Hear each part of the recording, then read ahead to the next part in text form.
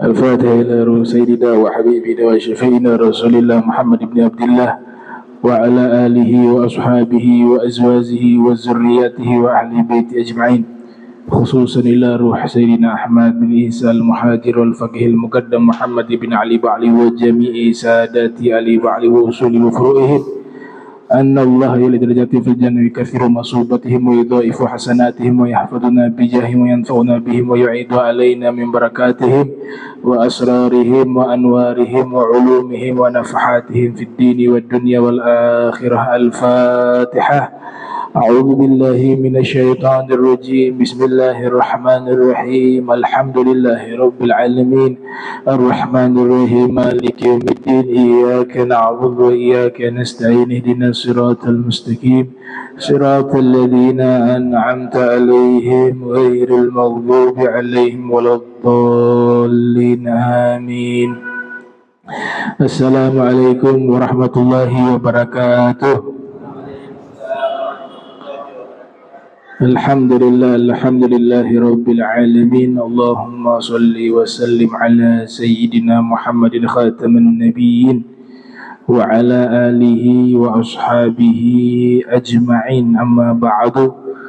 Subhanak la ilma lana illa ma 'allamtana innaka antal alimul hakim. Rabbi israh li sadri wa yassir li amri wahlul 'uqdatam min lisani yafqahu qawli وسدد لساني وهدي قلبي بحق سيدنا محمد صلى الله عليه وآله وبارك وسلم. يا من هو في علوه كائن، يا من هو في فعل حميد، يا من هو في مجد متين. اللهم أكرمنا بنور الفهم وأخرجنا من ظلمات الوهم وارزقنا فهم النبيين وحفظ المرسلين وإلهام ملائكة المقربين. ربنا زدنا علما وفهما وعقلا يا أكرم الأكرمين بحق سيدنا محمد خاتم الأنبياء wal mursalin ya rahman ya rahim. Wa sallallahu ala sayyidina Muhammadin wa ala alihi wa sahbihi wa barak wa sallam. Walhamdulillahi rabbil alamin.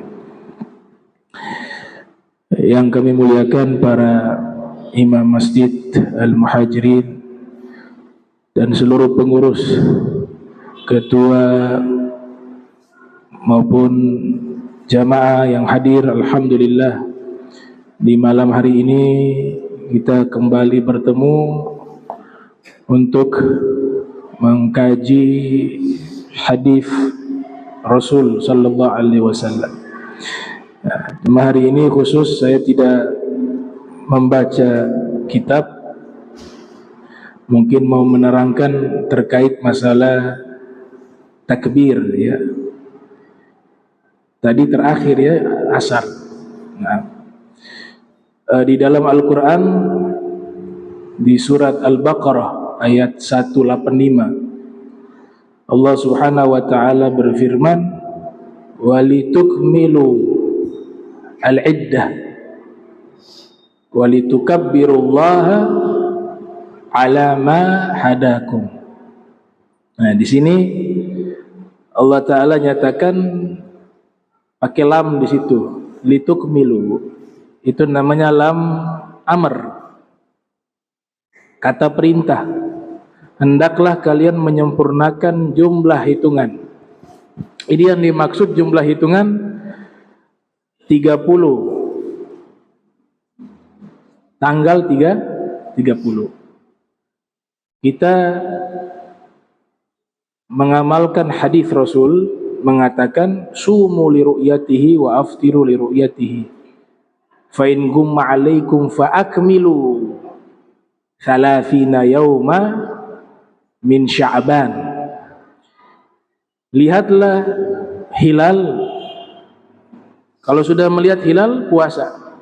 Bukalah puasa kalian ketika melihat hilal. Ini namanya ru'yah. Ya, metode di dalam menetapkan tanggal dalam Islam. Lihat hilal berarti awal daripada hitungan awal bulan, baik itu bulan suci Ramadan, baik itu Syawal, baik itu Dzulhijjah. Namanya ru'yah. Ada mazhab Syafi'i matla', di mana kita tinggal di situ yang jadi patokan. Nah, ini karena diulang-ulang setiap tahun. Nah, ini biar kita yang hadir majlis paham, jadi tidak pusing. Kita gak ada urusan 2 derajat, 3 derajat, 5 derajat. Gak ada urusan di situ. Bukan tugasnya kita. Sudah ada tim di situ yang lihat. Oh, lihat hilal, ya khair. Masuk tanggal 1 bulan Islam. Selesai. Itu mazhab Syafi'i. Matla' namanya. Ya. Kalau 3 mazhab yang lain, nah satu negeri kalau sudah lihat bisa dijadikan rujukan hukum. Ya. Nah, kemudian kalau memang hilalnya tidak bisa dilihat, sulit atau bahkan tidak dapat dilihat, sudah diajarkan di dalam Al-Quran, walitukmilu al-iddah. Kalau gak bisa ngelihat hilal, sempurnakan genap 30, selesai. Wa fil hadis juga Nabi katakan begitu. Namanya istikmal. Namanya istikmal, menyempurnakan jumlah 30. Nah, setelah itu dikatakan walitukabbirullaha ala ma hadakum. Bertakbirlah kalian kalau sudah masuk tahun baru. Maknanya tanggal baru, yaitu Syawal, hari raya Idul Fitri. Atau bisa juga kita tarik makna hari raya Idul Adha. Karena 2 hari raya ini disyariatkan, disunnahkan kita membaca takbir. Allahu Akbar ila akhir. Nah, perlu diperhatikan cara baca takbir. Mohon maaf, kadang-kadang terdengar walillahilham. Kalau jadinya kayak ilham. Padahal lafaz takbir yang dibaca itu walillahi alhamd. Walillahil hamd. Bukan walillah ilham. Itu sama seperti suratul Fatihah. Alhamdulillah. Cuma terbalik, lillah dulu baru alhamd itu. Jadi bukan ilham, bukan pujian. Lillahil hamd. Lillahil hamd. Tapi gak dosa. Kadang-kadang dibawa serius sekali. Masanya gara-gara begitu jadi ya menyusahkan orang. Orang gak paham, gak tahu. Manusiawi. Cuma yang kita ajarkan cara membaca yang benar, yang diajarkan bukan ilham tapi lillahil hamd. Walillahil hamd. Alhamd pujian. Kemudian bacaan yang disepakati takbir ya, baik di dalam solat. Karena kalau dalam solat ini paling intinya itu takbiratul ula. Likulli syai'in safwah. Wa safwatu shalah takbiratul ula. Segala sesuatu punya intisari. Intisari solat itu di takbir yang pertama. Hukumnya ini rukun. Makanya di situ harus diperhatikan bacaannya. Baik juga di luar solat. Seperti kita takbiran di hari raya Idul Adha sampai akhir ayamu at-tasyrik. Juga di hari raya Idul Fitri. Lafaz yang disepakati Allahu Akbar. Itu disepakati. Kalau ada yang menambah alif lam, Allahul Akbar. Al-Akbarnya ditambah alif lam, Allahul Akbar. Mazhab Syafi'i atau pernyataan Imam Syafi'i itu membahayakan lafaz itu. Artinya bacaannya dianggap keliru. Allahul Akbar, ada Allahul Akbar. Jadi al-akbarnya ada alif lam, ma'rifah. Walaupun Imam Malik mengatakan boleh. Imam Malik mengatakan boleh, dan beberapa ulama mengatakan enggak ada masalah. Allahul Akbar, al-akbarnya pakai alif lam. Berarti ada apa? Ada perdebatan di situ. Maka kita cari yang aman, yang paling sahih itu tanpa alif lam. Allahu Akbar. Kemudian hindari kata hu di Allah itu dipanjangkan. Allahu Akbar. Kalau Allahu Akbar ada huwa. Allahu Akbar. Allahu Akbar. Di sini juga menjadi perdebatan panjang. Ada yang mengatakan tidak sah. Bahkan ini mayoritas.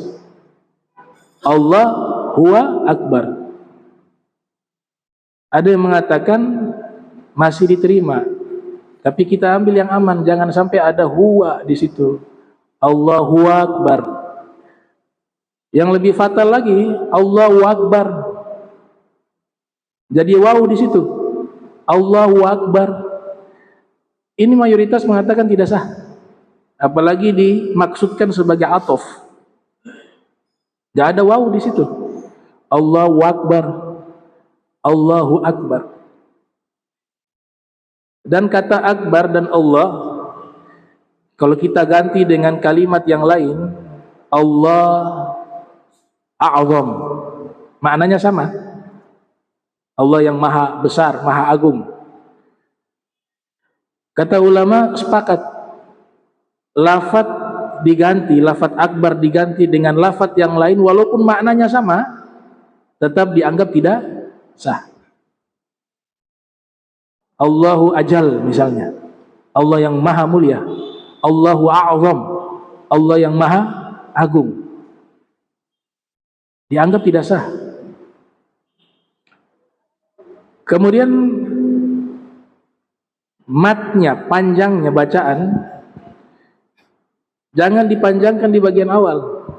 Allahu Akbar. Allahu Akbar. Kalau di awalnya dipanjangkan Allahu Akbar, itu kalau diterjemahkan artinya apakah Allah Maha Besar? Berarti mempertanyakan kebesaran Allah. Ya, ini yang faham arti ya. Kalau al-amila madhhabalahu ya, orang yang awam gak ada madhab sebenarnya. Tapi karena kita majlis ilmu, ya kita harus sampaikan biar kita gugurlah kewajiban untuk belajar tuh. Kalau memang tidak ada lagi yang tahu ya dimaklumi, tapi kalau ada majlis ta'lim wajib menuntut ilmu. Ada majlis ilmu wajib. Tapi gak masuk neraka baca salah itu gak masuk neraka. Orang jahat baru masuk neraka. Kalau salah-salah begitu, kan ada yang kasih takut juga. Baca salah Al-Quran dosa. Akhirnya orang tidak mau baca Al-Quran. Nggak dapat pahala dia, kasihan lagi belajar kok. Nggak ada dosa. Nggak sengaja juga. Bahkan di hadis itu kalau yang belajar Al-Quran, kasihan dia baca terbata-bata, dia dapat pahala. Karena terbata-batanya dalam membaca Al-Quran. Gitu. Karena susah payah dia ingin membaca dengan benar.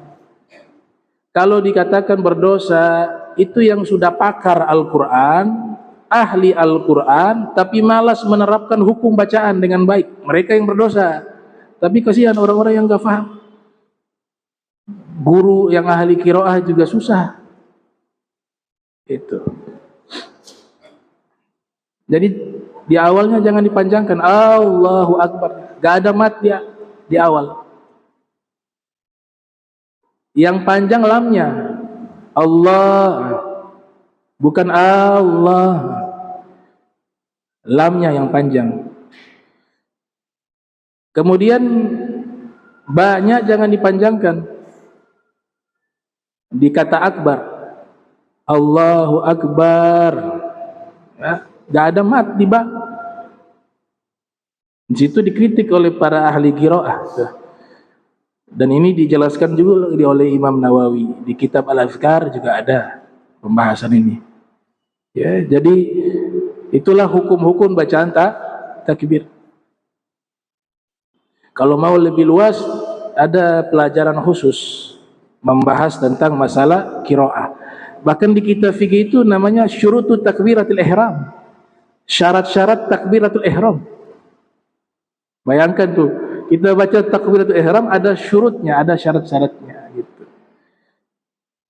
Sekali lagi, bukan berarti ini yang tidak sempurna menerapkan ini nanti solatnya tidak sah, yang baca Fatihahnya kasihan dianggap tidak baik, tidak sah solat. Enggak sah. Keadaan kita bukan di daerah seperti kota Zabid tuh. Kalau kota Zabid mungkin tidak sah. Kalau ada imam yang baca Fatihahnya enggak benar, mungkin tidak sah. Kenapa? Di situ ulamanya banyak, ahli qiraahnya banyak, ahli hadisnya banyak. Tapi di daerah lain kasihan, akhirnya cari imam gak dapat yang ahli, yang betul-betul fasih.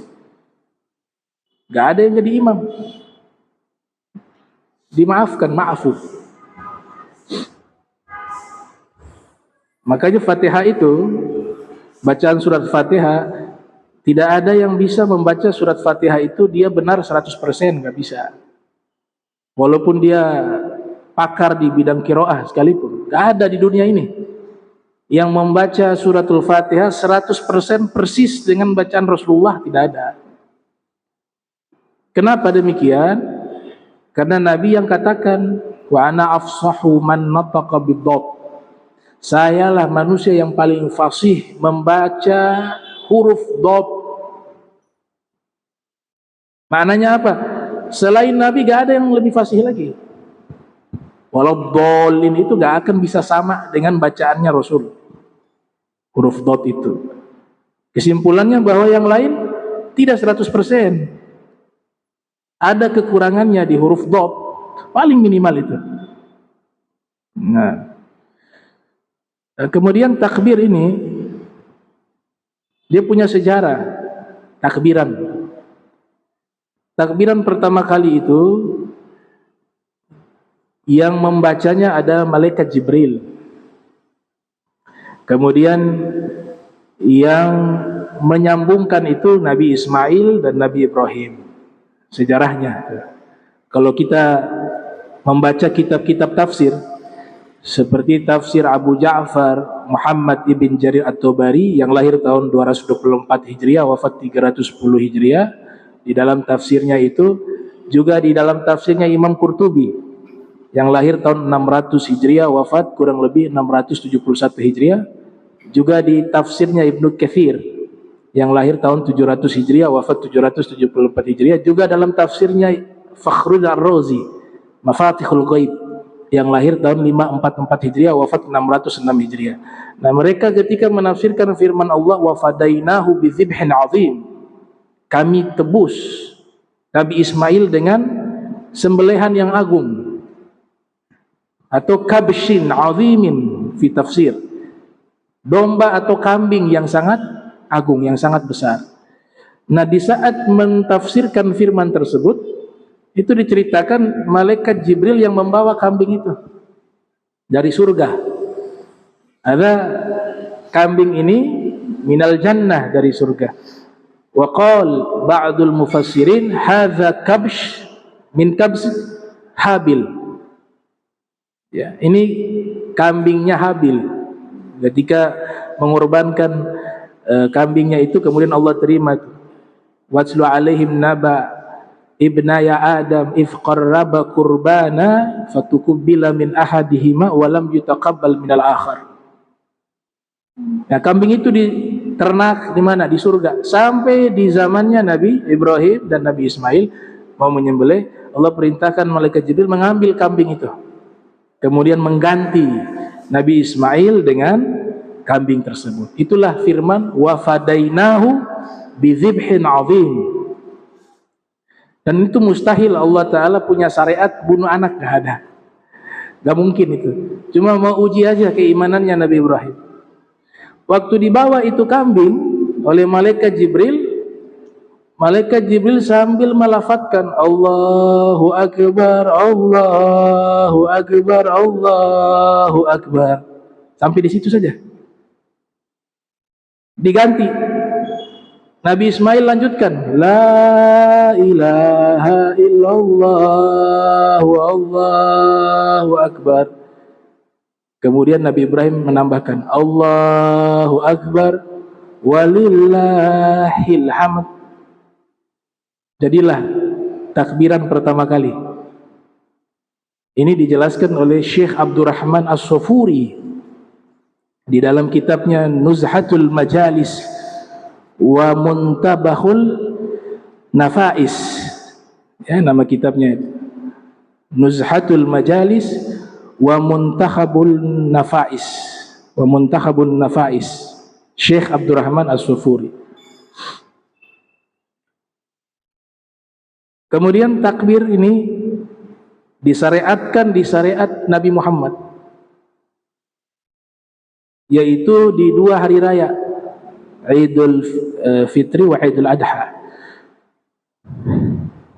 Idul Fitri dimulainya ketika 1 Syawal, tenggelamnya matahari. Kan hitungannya di waktu tenggelamnya matahari, baru hitungan tanggal 1 Syawal.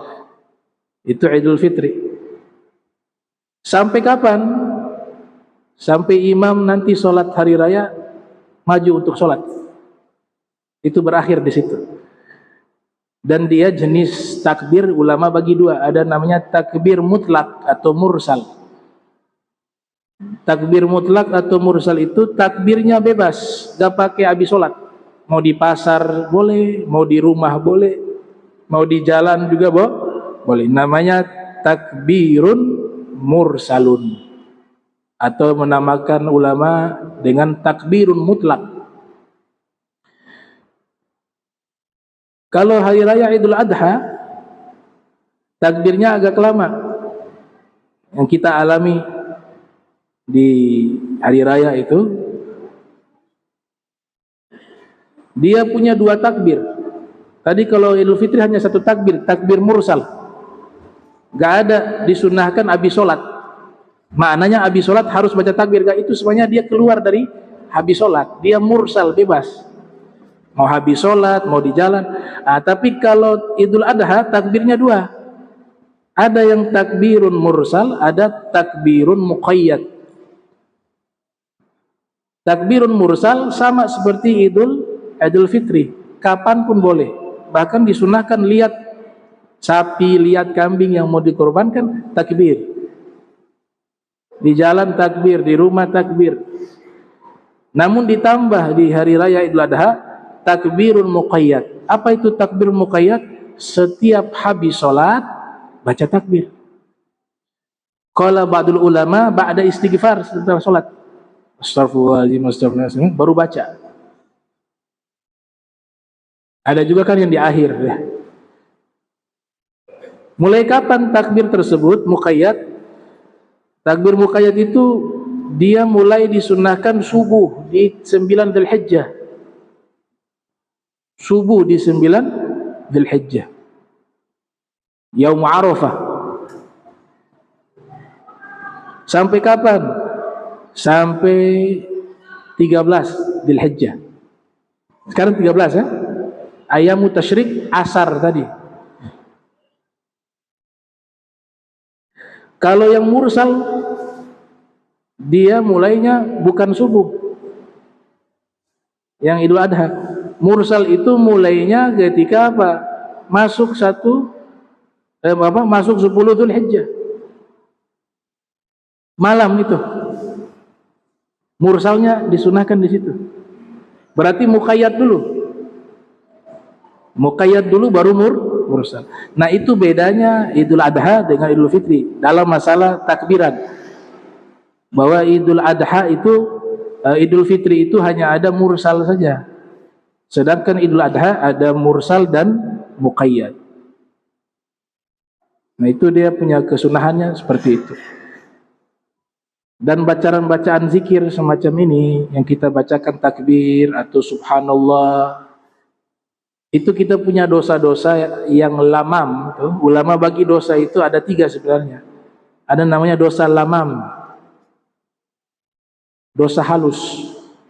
Kadang kita gak sengaja, ini seterusnya ada dosa. Nah, dosa semacam ini tanpa istighfar Allah ampuni. Tapi dengan cara apa? Melakukan amal soleh. Kita melakukan amal baik, otomatis terhapus dosa itu.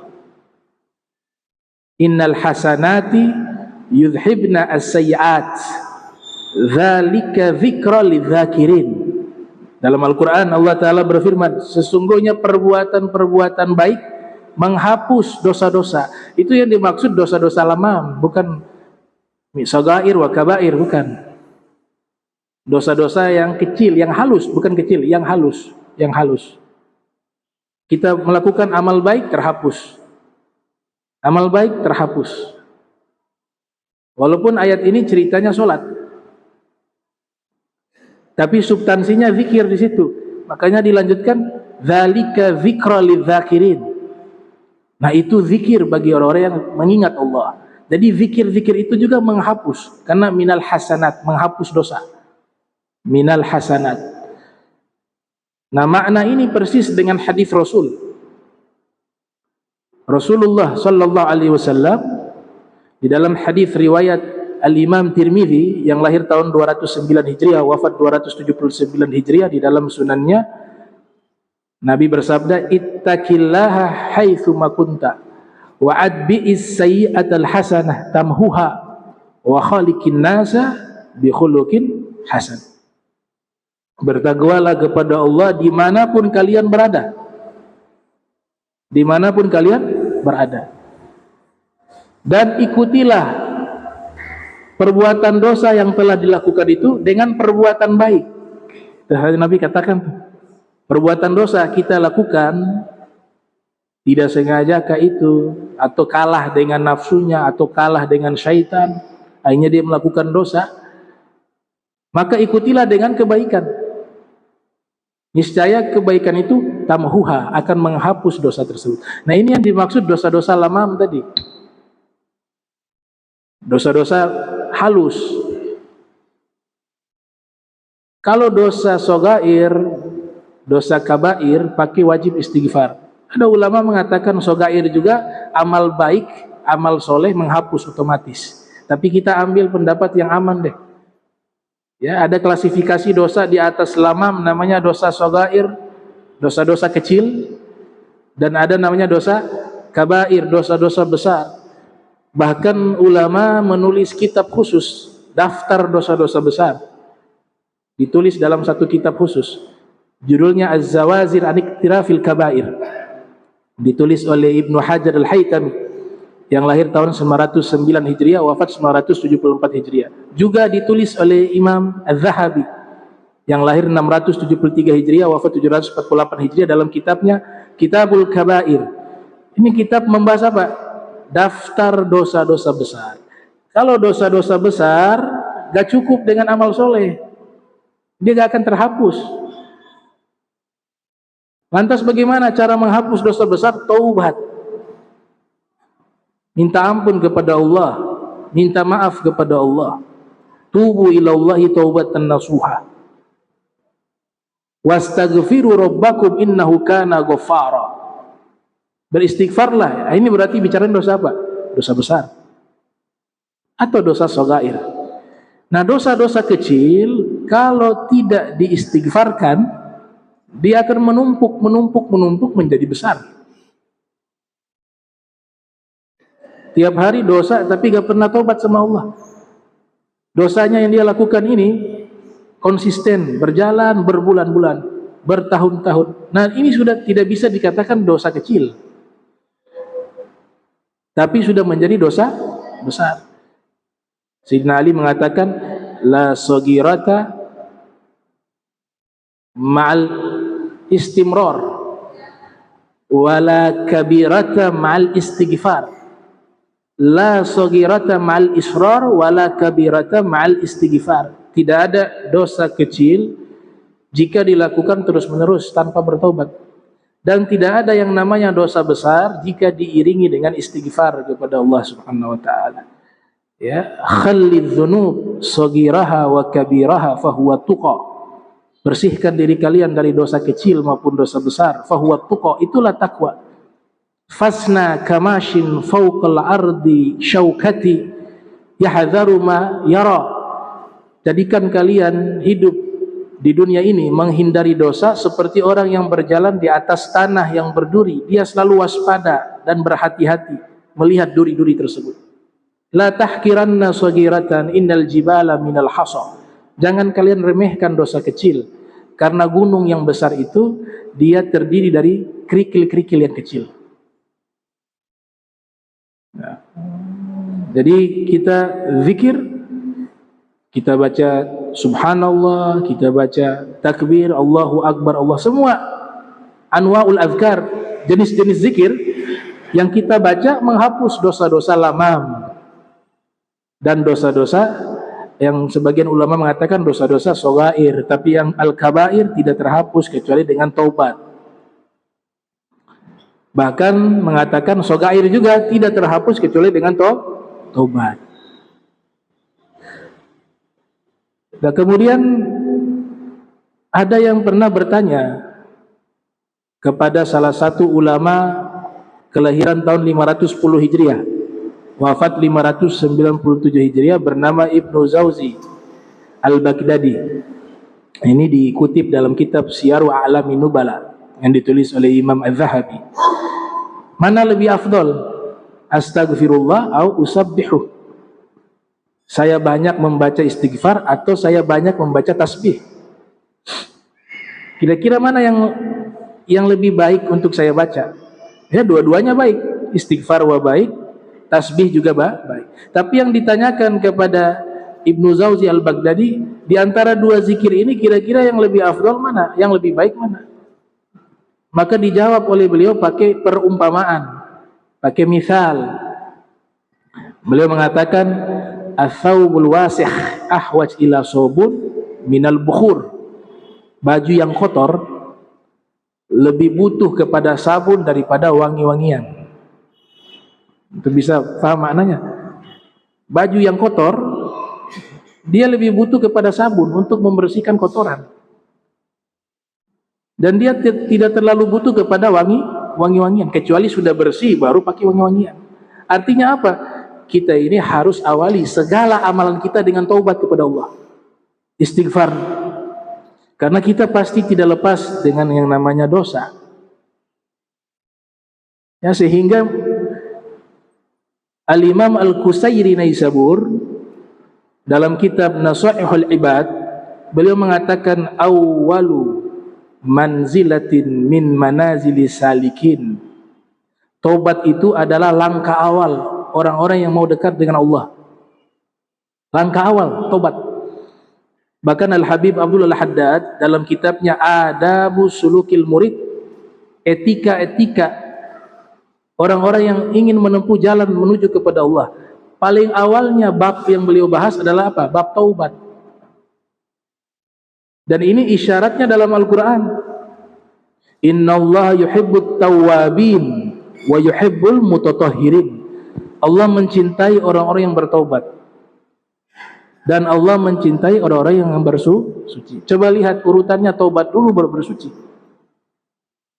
Kita gak mungkin sampai ke level orang-orang yang suci kalau kita tidak awali dengan taubat. Istilahnya namanya tahalli, tajalli.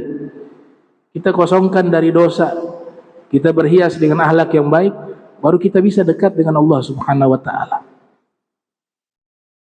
Nah, taubat ini juga, banyak taubat, banyak istighfar, dia melunturkan kesombongan di dalam diri kita, karena selalu merasa sebagai hamba yang banyak dosa. Nah, orang yang sombong itu biasanya merasa suci. Sombong dengan amalnya itu biasanya merasa suci. Jangan kalian mensucikan diri kalian. Allah lebih tahu siapa di antara kalian yang paling bertakwa. Itu dalam firman. Taubat. Jadi jangan punya prinsip atau punya pemikiran nanti punya dosa baru saya taubat. Ya, taubat itu harus dilakukan setiap hari, karena ada dosa-dosa yang tidak kita sadari. Pasti setiap hari, apalagi di zaman kita ini sangat mudah melakukan dosa.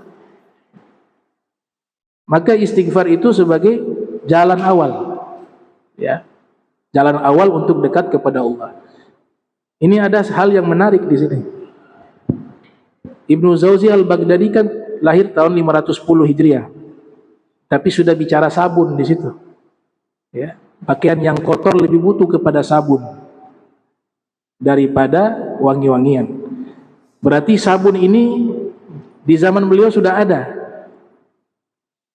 Padahal beliau ini hidup kan tahun 510 lahir, abad ke-5 Hijriah. Nah, sabun ini ternyata yang menciptakan adalah ulama. Saya cek di beberapa referensi kitab, ternyata sabun yang ada di zaman kita ini yang pertama kali menciptakannya dalam bentuk yang modern semacam ini, itu seorang ilmuwan Islam, seorang dokter yang sangat terkenal, bahkan diberikan julukan A'zamul Atibba al-Insani alal Itlaq. Dia adalah tokoh dokter terbesar sepanjang sejarah kedokteran secara mutlak. Itu ulama menggambarkan begitu. Namanya Abu Bakar Ar-Razi. Abu Bakar Ar-Razi. Tahun 250 Hijriah lahir, wafat 311 Hijriah. Beliaulah orang pertama yang meracik dan membuat sabun. Jadi kalau kita pakai sabun ini sekarang, pahalanya mengalir ke beliau. Manfaatnya bukan hanya kepada kaum muslimin, bahkan kepada orang non muslim juga dapat manfaat. Beliau yang ciptakan, ahli kimia, ahli medis, ahli matematika, filosof, lengkap. Menulis kitab namanya kitab kimia. Kitab kimia membahas tentang ilmu kimia, menyempurnakan ilmu kimia yang sudah dirintis oleh orang pertama yang menyusun ilmu kimia secara sistematis. Seorang bernama Jabir bin Hayyan adalah murid daripada Al-Imam Ja'far As-Shadiq ibn Muhammad Al-Baqir. Muridnya Imam Ja'far As-Shadiq yang ajarkan ilmu kimia kepadanya. Itu diceritakan di dalam kitab Wafayatul A'yan karya Ibnu Khilqan. Di majlisnya Imam Ja'far As-Shadiq, beliau mengajar bukan hanya masalah ilmu agama, tapi ilmu-ilmu tajribah juga.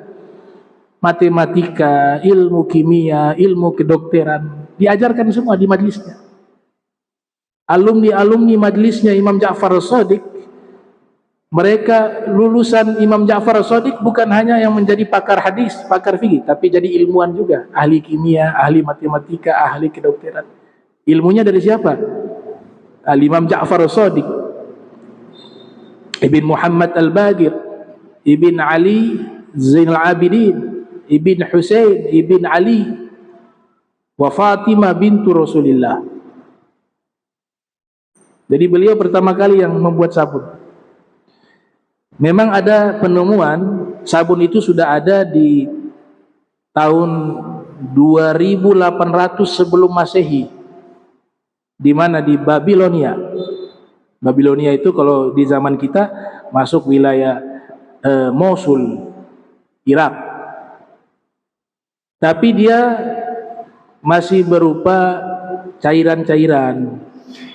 Tapi yang bentuk sabun yang sekarang ini itu diciptakan oleh Abu Bakar Ar-Razi.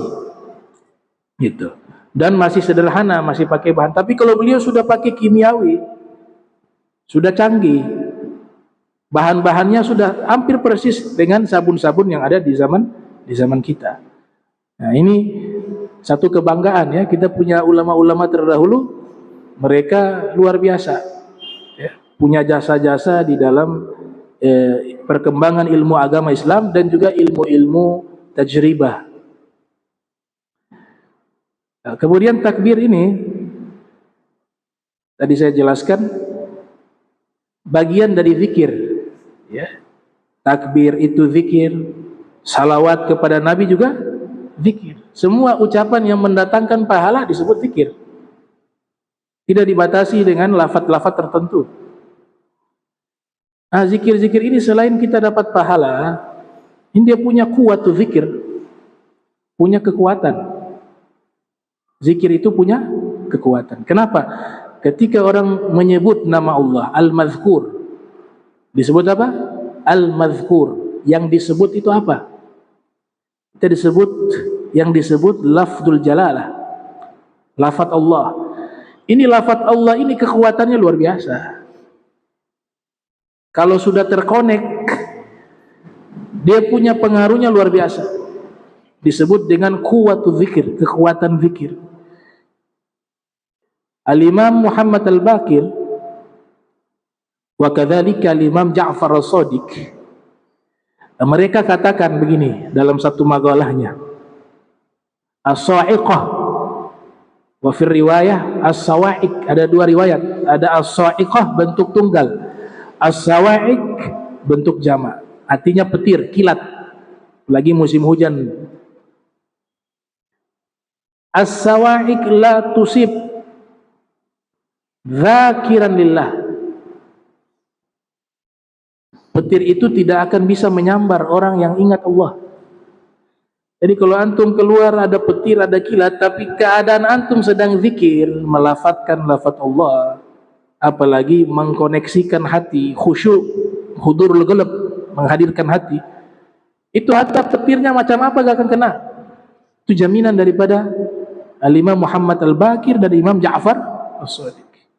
Bahkan dikatakan as-sawa'iq tusib al-mu'mina wal kafira wala tusib dzakiran lillah. Petir atau kilat itu mampu menyambar orang beriman, ini ahli solat nih, tapi waktu keluar pikiran kosong, kena juga. Rajin baca Al-Quran tapi keluar, kata Imam Ja'far As-Shadiq, kalau dia keluarnya gak zikir, ada kilat sambar dia, kena. Kilat bisa mengenai orang beriman dan orang kafir.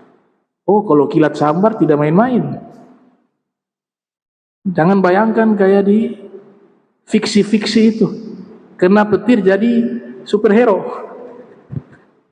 Ada tuh ya, flash. Jangan, kena meninggal. Dia punya kekuatan listriknya sangat besar. Dan kekuatan petir itu dijadikan standar ukuran kecepatan yang paling cepat, kecepatan cahaya dijadikan standar petir. Makanya yang jemput Nabi itu kendaraan namanya buraq. Buraq itu artinya kilat, petir, karena kecepatannya seperti kilat, buraq. Dulu ada pesawat juga, pesawat buraq, tapi dia gak secepat kilat. Iya. Nah, jadi kalau keluar ada hujan, ada itu, zikir. Subhanallah, subhanallah. Apapun lafadznya, yang penting tidak kosong pikiran. Itu kekuatan zikir yang pertama. Ingat Allah, Allah jaga dari petir, dari kilat. Kemudian juga kalau kita menyaksikan ada ular misalnya ya, dan itu saya sudah praktekkan itu, doa itu. Kita lihat ularnya sudah di dalam rumah, kita baca doa ini, dia akan keluar tanpa kita harus pegang, tanpa kita harus usir. Ada dua doa yang dibacakan di situ. Yang pertama, idhab anta bisalam wala tu'dhina. Artinya, pergilah kamu dengan selamat wahai ular, jangan kau ganggu kami. Itu kalau dapat temukan ular dalam rumah, baca doa itu ulang-ulang kali, dia akan pergi. Atau doa kedua, Allahumma, inna nas'aluka, gak pakai Allahumma, inna nas'aluka bi ahdi Nuh alaihi salam wa bi ahdi Sulaiman la tu'dhina. Kami meminta kepadamu ya Allah dengan perjanjian Nabi Nuh dan perjanjian Nabi Sulaiman dengan ular, jangan sampai ular itu mengganggu kami. Itu arti doa tersebut. Saya orangnya penasaran, kenapa, apa hubungannya perjanjian Nabi Nuh dengan ular? Menarik ini. Perjanjian Nabi Sulaiman juga dengan ular. Ternyata secara historis, di saat Allah Ta'ala ingin memberikan bencana terbesar, banjir terbesar sepanjang zaman, itu gak akan terjadi lagi banjir yang seperti itu. Di zaman siapa? Di zaman Nabi Nuh alaihissalam. Semua yang tidak naik kapal Nabi Nuh binasa, punah semua. Tidak ada daratan waktu itu. Bayangkan kapal itu 6 bulan baru ketemu daratan. 6 bulan. Allah perintahkan Nabi Nuh memasukkan biar tidak punah nih hewan, Semua hewan-hewan yang ada dimasukkan ke dalam kapal Nabi Nuh, berpasang-pasangan saja, jantan dan betina. Nah, ketika memasukkan ular jantan, ular betina, dan kalajengking jantan, kalajengking betina, Nabi Nuh khawatir. Ini kan kalau hewan buas yang lain kelihatan nih. Kalau ular ini kadang-kadang lagi tidur enak dia masuk, iya kan? Nabi Nuh khawatir, ya Rob, ini ada ular di kapal nih, bahaya. Maka Nabi Nuh diperintahkan oleh Allah mengadakan perjanjian dengan ular. Ular jangan dulu masuk ke kapal, tunggu, kita adakan perjanjian dulu. Kamu boleh masuk ke kapal, tapi dengan syarat, kamu tidak boleh mengganggu siapapun di kapal. Dan kamu harus ingat ini, perjanjian ini antara aku Nuh dengan dirimu. Setiap orang yang menyebutkan perjanjian itu, kamu harus ingat, jaminannya gak boleh ganggu orang itu. Maka ular mengiyakan perjanjian itu, disuruh masuk. Jadilah doa. Dia ular punya turunan sampai sekarang. Kalau sebut doa tersebut ada perjanjian Nuh di situ, maka dia akan keluar. Makanya doa ini diajarkan, inna nas'aluka bi ahdi Nuh alaihi salam wa bi ahdi Sulaiman la tu'dzina. Kalau Nabi Sulaiman, konteksnya itu adalah pasukannya, bangsa jin. Biasanya jin juga menyamar jadi ular. Punya perjanjian juga dengan Nabi Sulaiman alaihissalam. Itu kalau keadaan ular di dalam rumah. Tapi kalau ularnya ini kita mau lindungi rumah kita agar tidak ada ular yang masuk ke rumah kita, ada ijazah doa dari Mufti Batavia Habib Utsman bin Yahya dalam kitab Maslakul Akhyar. Doanya lumayan panjang, ya. Ya arda rabbi wa rabbuki, Allah a'udzu billah, Allah a'udzu billah, Allah a'udzu billah min syarriki, ya, wa syarri ma fiki, wa syarri ma yadibbu alayki, a'udzu billah min asadin wa aswadin wa hayyatin wa agrabin, wa min syarri walid wa ma walad, wa min syarri sakinil balad. Doanya itu. Itu kalau dibaca, bukan hanya ular, hewan-hewan buas gak akan bisa masuk ke dalam rumah. Ya.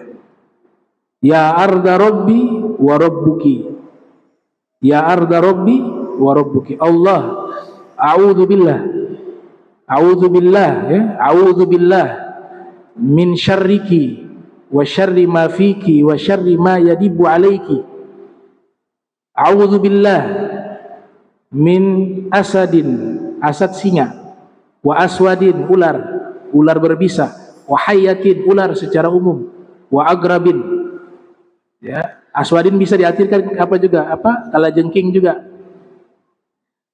wa syarri, dan semua keburukan dari bapaknya dan anaknya, dan dari keburukan penghuni tempat tersebut.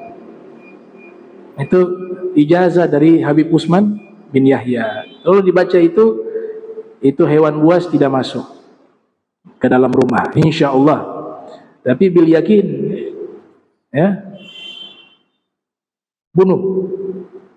Ya, bunuh ular kalau ularnya itu diajarkan oleh ulama, kalau ularnya ini rumah terkunci rapat, tahu-tahu ada ular dalam rumah, dipastikan itu kemungkinan dia jin. Kalau dia jin gak boleh langsung dibunuh. Kita baca doa tadi, usir dia. Bahkan dalam mazhab Maliki dikasih tempo waktu 3 hari. Wah, cuma ini ngeri-ngeri sedap, 3 hari ular dalam rumah. 3 hari baru kalau dia keluar baru bunuh. Tapi kalau mazhab Syafi'i gak, disuruh usir pakai doa 3 kali, dia gak keluar, sudah boleh dibunuh. Nah, cuma biasanya Imam Suyuti mengatakan dalam Syarah Al-Muwatta itu menyebutkan, biasanya ular yang jin menyerupai ular itu dia tidak menyerupai ular berbisa. Kalau ular berbisa itu bukan jin itu. Jangan tunggu 3 hari di dalam rumah. Bisa mati. Apalagi ular berbisa nomor 1 di dunia namanya taipan itu. Alhamdulillah di Ternate nggak ada. Ular taipan itu ular berbisa nomor 1 di dunia. Dia kalau menyengat kita, nggak sampai 1 menit kita mati. Bahkan rata-rata itu 45 detik. Makanya saya katakan kepada beberapa orang itu yang tinggal di hutan, ya, banyak ular di situ. Kalau mudah-mudahan tidak ada nih ular ini di sini. Seandainya ada di sini, kalau dia sudah patok kalian, wudu cepat-cepat sholat taubat. Kenapa? Itu gak sempat ke rumah sakit, mati. Bahkan sholatnya 1 rakaat belum tuntas, terus meninggal. 45 detik, 40 detik. Jenis kedua itu namanya black mamba, ya. Di Afrika banyak tuh black mamba, namanya mamba hitam. Dia berbisa nomor 2 di dunia. Nomor 3 baru king cobra. King cobra itu antitoksinnya sudah ada. Tapi yang 2 ini paling bahaya nih. Yang keempat namanya ular viper. Ya. Ular viper. Tapi yang di laut, dia termasuk ular berbisa nomor 1 di dunia, yang hitam putih itu. Hati-hati tuh. Tapi alhamdulillah Allah kasih sifat dia tidak agresif. Dia kalau lihat ada manusia dia menjauh.